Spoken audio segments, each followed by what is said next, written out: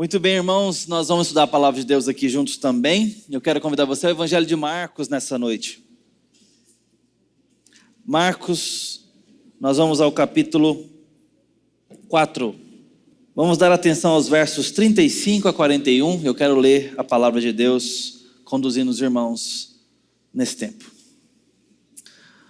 Marcos 4, 35 a 41, assim diz a palavra do Senhor, ouça com atenção. Naquele dia, sendo já tarde, Jesus disse aos discípulos: vamos passar para outra margem. E eles, despedindo a multidão, o levaram assim como estava no barco. E outros barcos o seguiam. Ora, levantou-se grande temporal de vento, e as ondas se arremessavam contra o barco, de modo que o mesmo já estava se enchendo de água.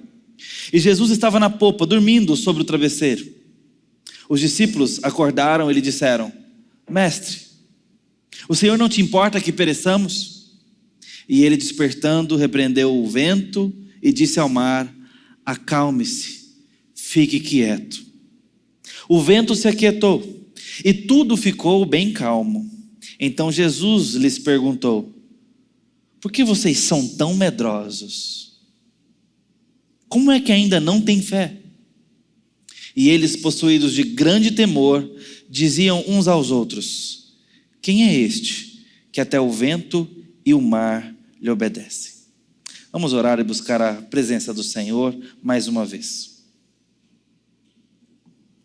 Senhor, a tua palavra está posta à nossa frente e nós queremos pensar numa porção dela para a nossa alma e para o nosso coração. Fala conosco. Nos ensina, ó Deus, como os teus discípulos aqui foram ensinados. Ajuda-nos a encontrá-lo. Ajuda-nos a pensar de forma correta acerca do Senhor. Nós precisamos disso. No nome de Jesus. Amém. Nós estamos diante de uma demonstração pública de poder. Marcos é o primeiro evangelho a ser escrito. O mais sucinto, o mais rápido. Marcos não nos deixa respirar. Marcos é dinâmico. Nos leva de um milagre a outro, de um sermão a outro, com velocidade. Foca nos grandes discursos, no chamamento dos discípulos. E quando a gente mal saiu de um grande milagre, já estamos aqui atravessando uma tempestade com os discípulos. Esse é o Evangelho de Marcos. E no capítulo 4, ainda o começo, o início, esses homens creem em Jesus e o amam a ponto de segui-lo por onde ele for e até de entrar num barquinho mais ou menos com ele. Mas ainda tem muito o que aprender e muito o que conhecer desse que está diante deles. Isso é consolador para nós. Porque às vezes quando a gente revisita a história da humanidade, a história da igreja na história da humanidade, a gente é apresentado para grandes heróis da fé. A gente olha para Martyn Lloyd-Jones e pensa: que grande pregador. Jamais serei sequer um oitavo do que foi ele como um grande pregador. A gente olha para teólogos como João Calvino, com a perícia e a profundidade piedosa que teve. Não dá nem para imaginar a profundidade intelectual de um homem daquele. A gente olha talvez mais perto de nós para um Russell Shedd, pastor batista piedoso, e se vê tão ímpio se comparado ao testemunho daquele homem. Que piedade, que temor a Deus. E a gente vai se sentindo pequeno, comum. Talvez os grandes heróis da fé do passado, o Moisés, que contemplou tantos milagres, que viu o mar se abrir, que viu o pão descer do céu. Davi, general de guerra, rei sobre Israel. Todos eles grandes, enormes. E a gente vai se sentindo pequeno, comum, ovelha de um rebanho grande. Quando chegamos aos evangelhos, Não é que esses homens são menores do que os do passado, e nem que os do passado sejam super-homens e esses não, mas o jeito que nós somos apresentados a esses homens, o jeito que esses homens são apresentados a nós, melhor dizendo, nos mostram gente muito mais parecida com a gente. Quem andava com Jesus, esses homens aqui, é parecido por demais com a gente. Gente trabalhadora, gente que vive a vida comum, mas que crê, ainda que com dificuldade, mas crê, ama Jesus, mas que tem muito que conhecer ainda, tem muito que aprender. Não é assim com a gente? Você está aqui hoje numa igreja evangélica, ou talvez está escutando esse sermão, um sermão evangélico. Eu sou tentado a achar que você tem alguma coisa com Jesus. Senão, porque cargas d'água você estaria se dando ao trabalho de escutar uma prédica cristã, uma explanação das escrituras sagradas, esse livro antigo. Então, eu vou suspeitar que você tem sim relacionamento com Jesus. Eu vou te dar o mérito da dúvida de que você ama Jesus. E sendo esse o caso, talvez você também tenha, como eu, muito que aprender ainda de Jesus. Porque vem as dificuldades e a gente se desespera. Vem a lida do dia, a dificuldade financeira, os preços altos como estão, e nós nos preocupamos e arrochamos o cinto. Nossos queridos vão parar no hospital e nós nos descabelamos. Vem a morte e leva um deles, e o nosso chão sai debaixo dos pés. Não é verdade? É. Acontece um acidente de trânsito e nós ficamos completamente sem estrutura. E se formos falar na esfera do pecado, irmãos, você já venceu todos os seus? Já chegou lá? Não tem mais nada do que se arrepender? Como foi a sua semana? Não precisa me falar, eu também não quero falar como foi a minha. Nós temos muito do que nos arrepender, não é verdade? Esses homens são assim. Homens que amam a Deus e receberam um chamado de Jesus, esse que tomou a iniciativa de ir até eles e falar: vem comigo, eu quero vocês comigo. Estão andando com ele. Mas são homens de fé ainda a ser construída. São homens que ainda precisam aprender de Deus. E o amor a Jesus precisa se aprofundar e amadurecer dia a dia. Isso é esperança para nós. É ponto de contato para mim e para você. Porque a gente está no mesmo, permita-me, barco. Esses homens estão aqui diante de alguém imenso. Embora não pareça tudo o que é. Porque a sua humilhação já aconteceu. Já começou, melhor dizendo. Ele se encarnou. Humildemente esvaziou-se da sua glória e está como homem diante deles, vestido como eles. E por isso, pelo fato da sua encarnação, cansado e exausto das atividades anteriores. E agora está aqui dormindo exausto. A cena é paradoxal, porque ele entende que precisa atravessar o mar e os chama: vamos atravessar para o outro lado. E então eles vão, e Jesus logo pega no sono de cansaço físico, porque 100% Deus se fez 100% homem. Já começa a sentir as dores de homem que se tornou para morrer como homem. Ninguém mata Deus, mas se esse Deus se encarna e voluntariamente dá a sua vida à morte, então um Deus pode sangrar. É exatamente isso que está acontecendo. Jesus já está cansado e exausto por já começar a pagar o preço humilhante da encarnação que o levará à morte. Então ele dorme. tira uma soneca profunda, a ponto de o mar revolto não o despertá-lo. As ondas que batiam contra a polpa e a proa não o acordam. E o vento grita, uiva, e ele continua dormindo. Mas não é o que acontece com os tripulantes do barco. Quem eram? Nós já falamos um pouco deles aqui, ou acerca deles, alguns aspectos. Mas esses homens eram pescadores, em sua maioria, experientes. Se você se lembra bem, ainda no Evangelho de Marcos, Jesus os chama quando do seu ofício. Eles estavam lá pescando. E Jesus então os convida a vir com ele. E imediatamente deixam as redes, certamente ali mesmo. E vão, deixando tudo para trás. Família, profissão, amigos, parentela. E vão com Jesus. Você nunca se assustou com isso, não? Como é que esses homens parece que irresponsavelmente deixa tudo e segue um homem que passa ali chamando eles? Aí você olha já com um olhar romântico, mas era Jesus, olha. Era mesmo. Mas o que eles sabiam a respeito disso? Jesus brilhava? Não. Tinha anjos em volta?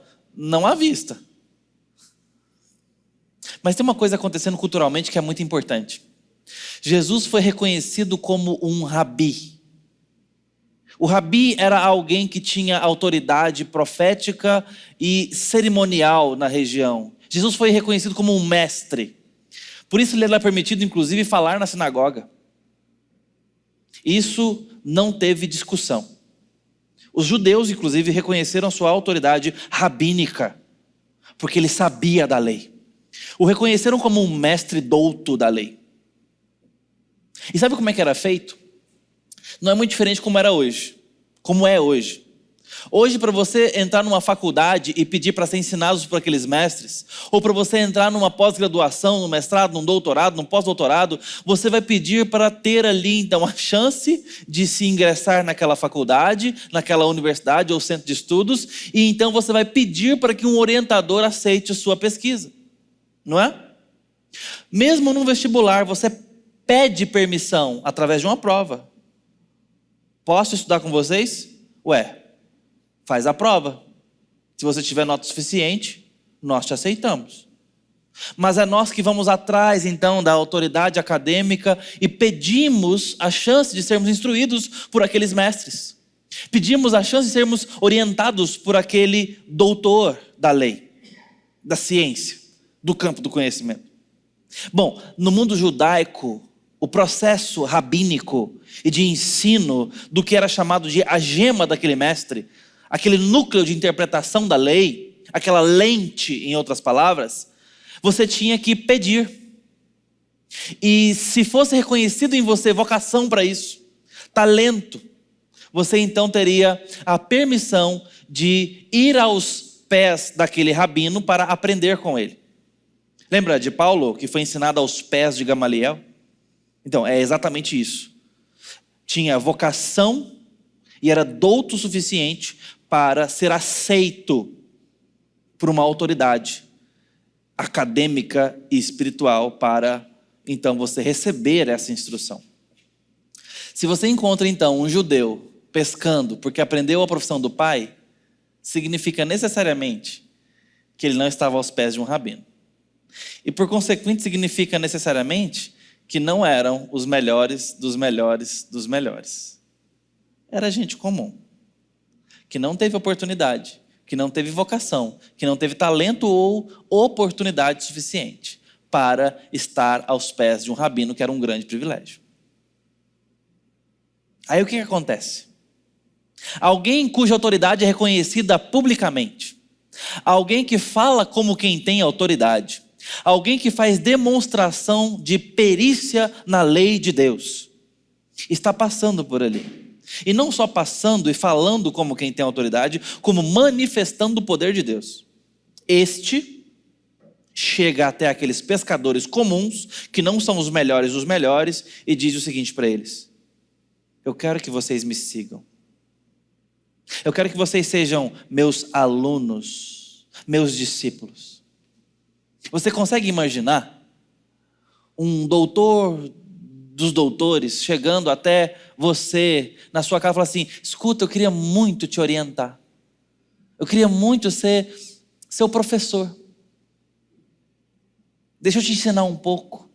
Eu quero gastar tempo com você. Talvez o melhor profissional da sua área.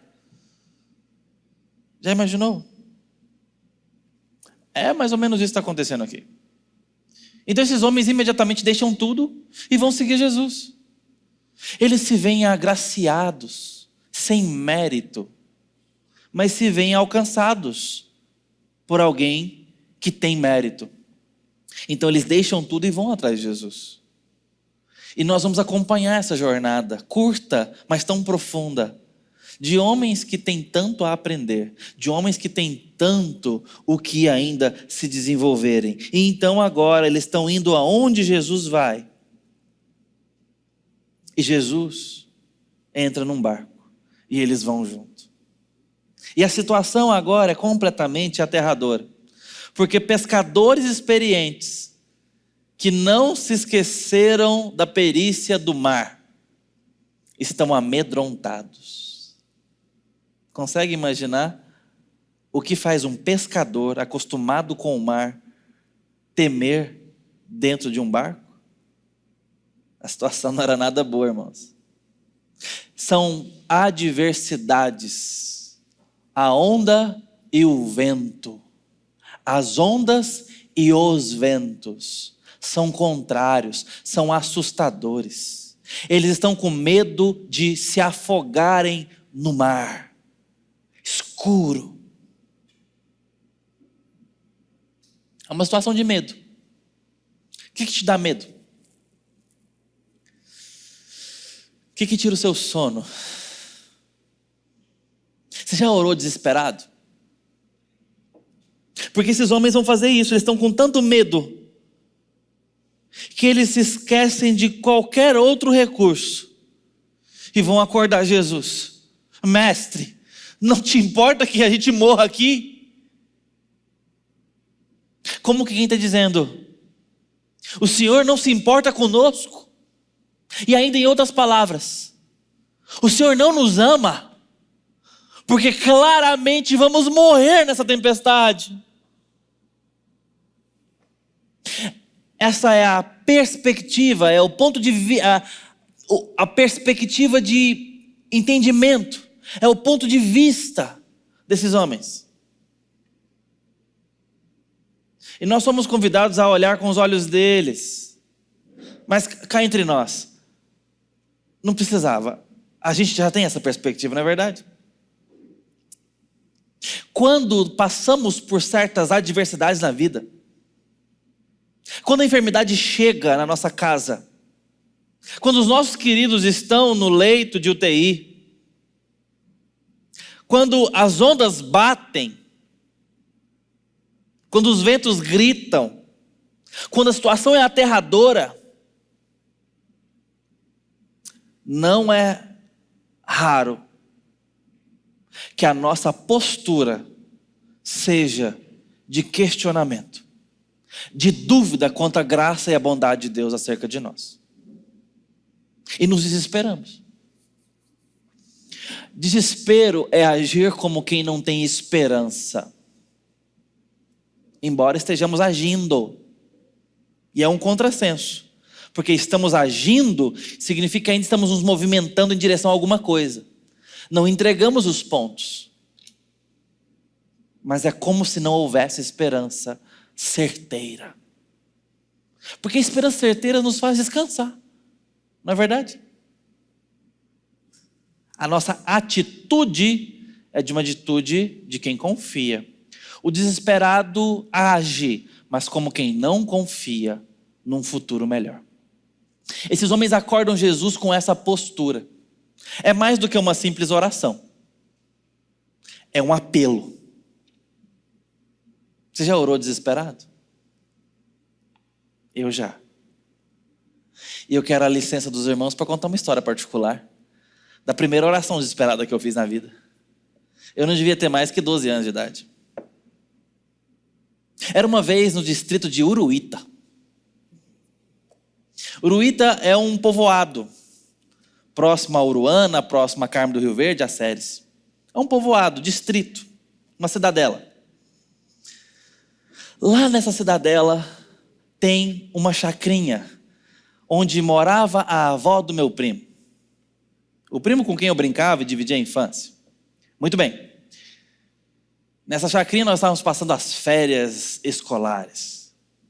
Já cansado de pegar manga do pé, de atazanar os porcos, a gente então mirou animais maiores. Vamos andar a cavalo? Vamos. Ele pegou o marronzão selado, eu peguei o branquinho que puxava a carroça de leite. Cavalgamos para lá e para cá. Pocotó, pocotó, pocotó. De uma cerca a outra, todo o pasto que podíamos dentro da chacrinha da dona Idalina. Ficou chato. Vamos ali para fora da cerca? Vamos. E na estradinha de terra, pocotó, pocotó, pocotó, para lá, pocotó, pocotó, para cá. Logo a estradinha ficou pequena. Ficou chato. Olhamos no horizonte e avistamos a rodovia, a GO. Olhamos um para o outro. Está pensando o que eu estou pensando, Pink? Acho que sim, cérebro. Vamos para a rodovia apostar corrida. Vamos. Juniores que estão me escutando, isso é um relato trágico, não um exemplo. Fomos para a corrida e aquilo que era pocotó, pocotó para lá se tornou um pocotó, pocotó, pará, pará, pará. Os cascos no asfalto. E taca-lhe pau. 13 quilômetros. Porque chegamos a uma placa escrita assim: 5 quilômetros para Uruana. Os cavalos já não estavam mais de... Estava de ploc, ploc, ploc. Então veio um carroceiro na nossa direção. O sol já ia ali deitando a cacunda na serra. E ele olhou e falou o seguinte: muito animador o senhor, simpático, otimista. Olhou para o meu cavalo e falou: esse cavalo vai morrer. Falei: fala, cavaleiro do Apocalipse, que é mais trazes, né? Vai morrer não, senhor? Vai. Conheço, ele está lá andando na carroça dele, né? Tem que beber água. Pensamos, será que dá para chegar lá na cidade, beber água e voltar? Ele: não, faz o seguinte, entra aqui na minha chácara, vocês ataiam a caminha aqui, dá água para o cavalo e vocês seguem por dentro da mata aqui, tem um trieiro, vocês saem lá em Uruceres. Então vamos, Pink. Vamos, cérebro. E fomos atrás de um estranho, para a chácara dele ali, para a fazendinha dele, para dar água para os cavalos. O sol já tinha terminado de baixar. Os cavalos beberam água, até aqui tudo bem. Nossos rins estavam no lugar. E nós então fomos convidados a seguir o filho dele. Um pouco mais velho que a gente, talvez uns 16 anos, 15. Meu menino vai levar vocês aqui para dentro, mas vocês vão ter que cortar aqui pela mata. Porque está muito escuro lá fora, perigoso a rodovia uma hora dessa. E aí ele falou assim: eu vou no seu cavalo, porque esse cavalo não chega lá não, eu vou fazer ele chegar. Você vai no meu, no tal do menino. E eu fui no dele, sem sela. A história vai ser mais curta do que pareceu a estrada de volta para mim. Sem sela, segurando naquela crina. Mata adentro, sem enxergar um palmo na frente do nariz. Sem brincadeira nenhuma. Bom, ali começa o nosso terror, porque o menino falou assim: eu ando armado.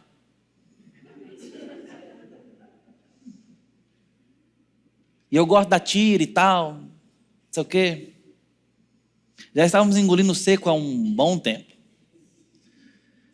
O fato é que lá pelas tantas o meu primo começa a chorar.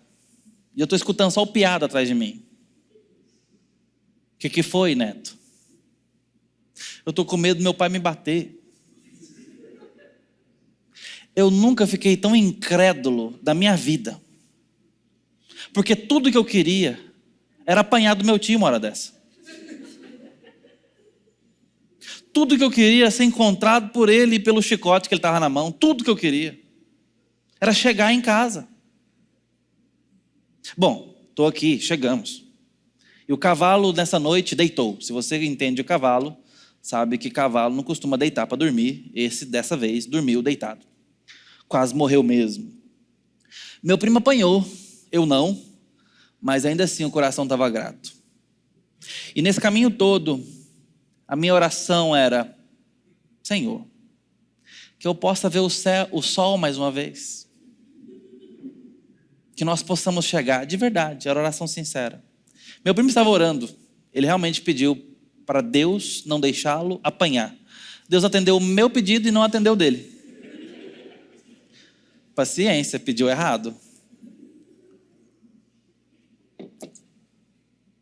Estou brincando com isso com os irmãos, embora seja tudo verdade. Porque essa foi a minha primeira oração desesperada, e foi mesmo. Mas infelizmente não foi a última. A vida se tornou muito mais complexa do que caminhar com medo de uma mata escura, conduzido por um desconhecido. A vida foi se tornando cada vez mais densa. As matas da vida vão se tornando cada vez mais escuras. A vida vai se tornando mais grossa, mais complicada. E outras orações desesperadas vieram. E sabe, eu sei, outras virão. Quais são as suas orações de engasgo que você já fez? Eu preciso ser honesto com você e dizer: não foram as últimas, não foram as únicas. Outras talvez virão. E nós sacudiremos Jesus Cristo com medo de que Ele nos tenha abandonado. Falaremos com Ele como quem não crê que Ele realmente está bem intencionado ao nosso respeito. Mestre, não te importa que pereçamos? Não te importas? Quantas vezes a nossa oração é tal essa: Senhor, onde o Senhor estava quando isso aconteceu? Porque se o Senhor estivesse aqui, você se lembra quando Lázaro morreu? Foi essa a fala de Marta: Senhor, se o Senhor estivesse aqui, isso não teria acontecido. Ou seja, onde o Senhor estava? Quantas vezes a vida realmente não é adversa e nós oramos como quem não acredita que Deus está no lugar que Ele deve estar e cheio de amor? E então, quando Jesus é acordado, duas coisas acontecem. Uma, Ele demonstra que tem poder e autoridade. E diz ao mar e ao vento: acalma-te, se aquiete.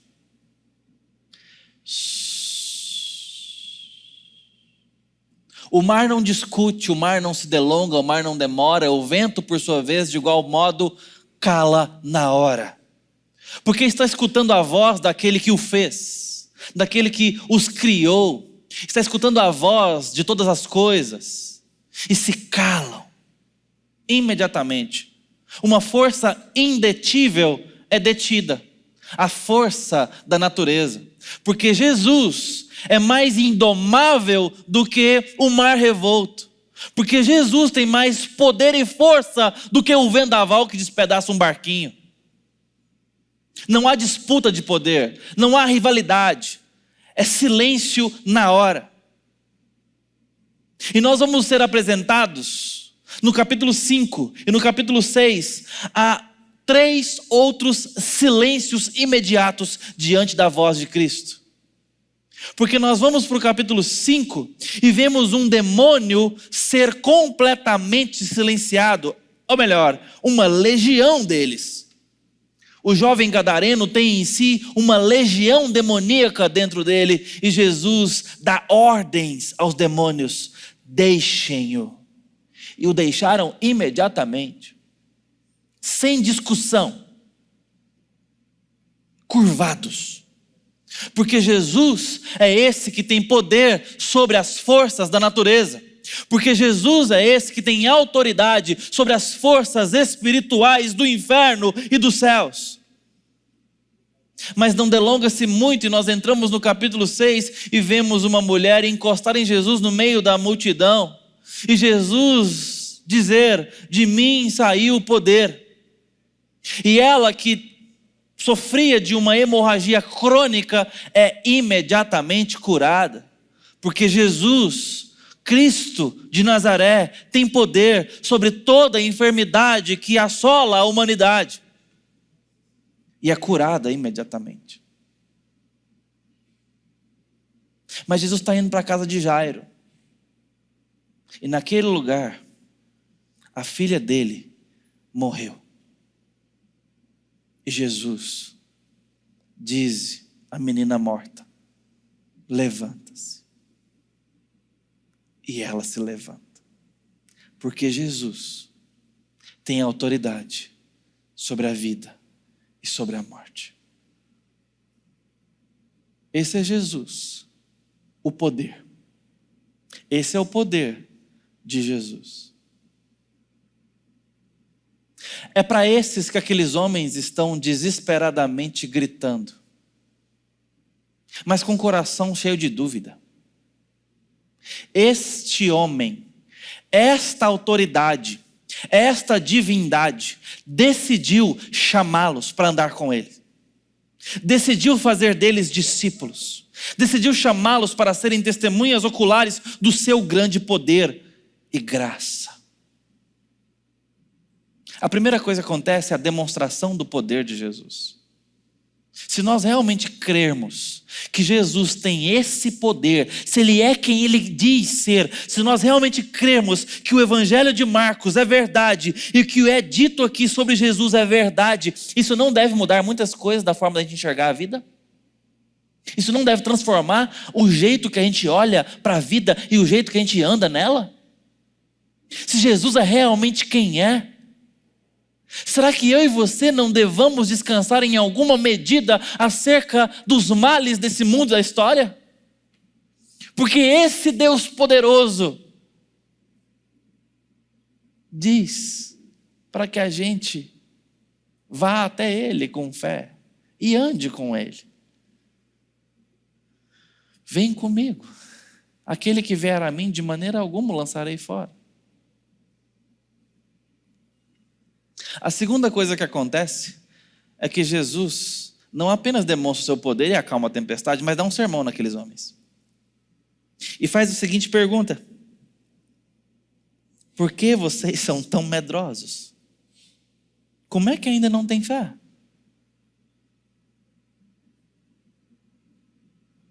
Perceba, Jesus faz duas coisas: demonstra poder e demonstra indignação. O poder de Jesus deve nos fazer descansar. E é justamente por não descansarmos que devemos receber esse sermão. Jesus está dizendo, em outras palavras, vocês deveriam ter mais coragem. Vocês deveriam ter mais fé. Pelo que já viram, pelo que já conhecem, pelo que já sabem a meu respeito. Vocês duvidam que eu te amo? Que eu amo a cada um de vocês? Vocês duvidam do meu amor por vocês? Pois isso é falta de fé. Porque comigo, sendo quem eu sou, e pelo amor que eu tenho por vocês, as tempestades de vocês não vão dar a palavra final na vida de vocês. E isso não quer dizer que nós sejamos libertos ou precavidos da tempestade. É como se Jesus estivesse dizendo: está tudo bem termos tempestades. Eu vou acalmá-las porque vocês não suportam. Mas vocês deveriam atravessar essa tempestade. Vocês deveriam passar por essa adversidade. E está tudo bem. Nós muitas vezes não temos espaço na nossa teologia ou na nossa esperança para a dor, para a adversidade. Se a adversidade chegou é porque alguma coisa errada está acontecendo. E às vezes é tudo o que precisamos. Às vezes é a tempestade mesmo que não vai ser aquietada. O mar revolto não vai ser calado. E está tudo bem. Pastor, mas vem o mau tempo e leva uma pessoa querida da minha casa. Sim, haverão tempestades que não se calarão, nem debaixo das suas orações. E levarão dos nossos, e quebrarão os nossos barcos. E ainda assim, você não poderá dizer, onde estava Deus? E você não poderá dizer, não te importa que pereçamos? Sabe por quê? Porque Jesus, no poder que tem, veio nos provar que fez por nós o maior dos favores, para nos garantir uma calmaria que não terá fim, nos garantir um mar sereno que nunca mais se revoltará, para nos garantir um bom tempo onde as trevas nunca mais nos acovardarão. O que Cristo veio fazer na sua vinda, na sua humilhação e na sua morte foi trazer redenção, um novo céu e uma nova terra. E ao nos perdoar os pecados pela sua morte, morre a nossa morte, porque se Ele morre, nós viveremos. E viveremos uma eternidade conquistada. Nesse lugar, nesse tempo, não terão mais barcos quebráveis, não terão mais tempestades assustadoras, não terão mais vendavais para nos aterrorizar. Se Ele não poupou o seu próprio Filho, não nos dará com Ele, juntamente com Ele, todas as coisas? Esse que nos tem abençoado com toda sorte de bênção nas regiões celestiais em Cristo. É entendendo isso que nós vamos começar a entender que as dores desse mundo e desse tempo são suportáveis, ainda que tão assustadoras. São toleráveis, ainda que tão doloridas, mas são pequenas, comparada ao bom tempo que virá. Algumas tempestades não se calarão. Alguns vendavais não deixarão de existir. E Jesus escutará todas as orações feitas. E provará o seu amor na cruz, fazendo o mais difícil por nós. O difícil não é evitar que você sofra. O difícil não é evitar que a minha vida tenha adversidades e mau tempo. O difícil é perdoar os meus pecados. E isso Ele fez. Jonas, no seu pecado, estava num barco e o barco estava quase naufragando. Você se lembra da história? Jonas então diz, se vocês me lançarem no mar, o mar se aquietará. Se eu perecer, vocês vivem. Jonas se voluntaria à morte, por amor àqueles marinheiros que não tinham culpa da sua desobediência. Mas Jonas é imperfeito, ele não é Cristo. Ele é apenas um tipo de Cristo. Jesus se diz o verdadeiro Jonas.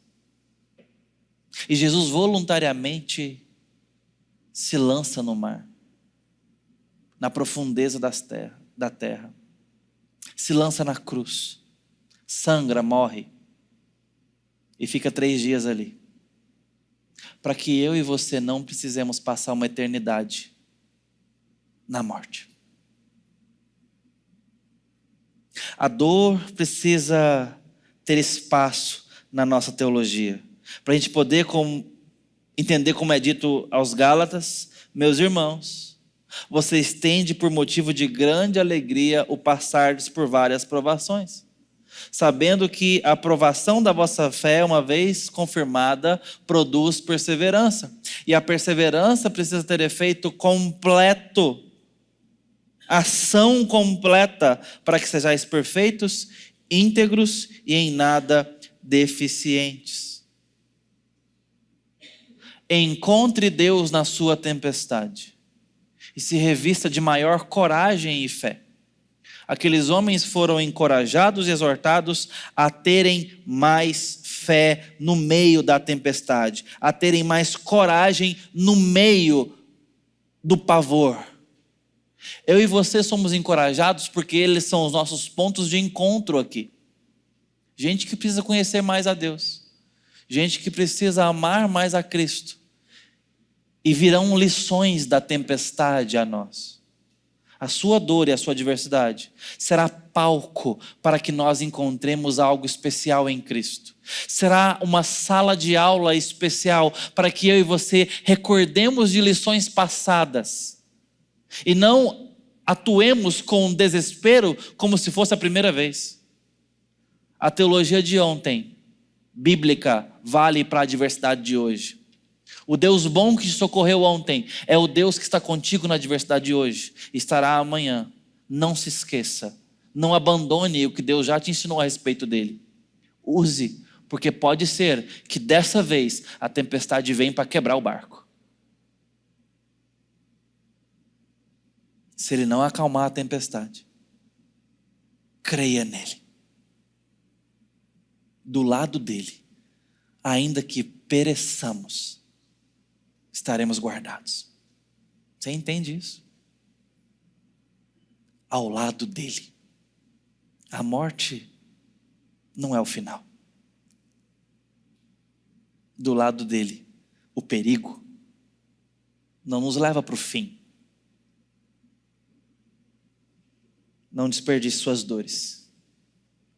Encontre Jesus nelas. Porque aqueles homens receberam o seguinte convite ao amadurecimento.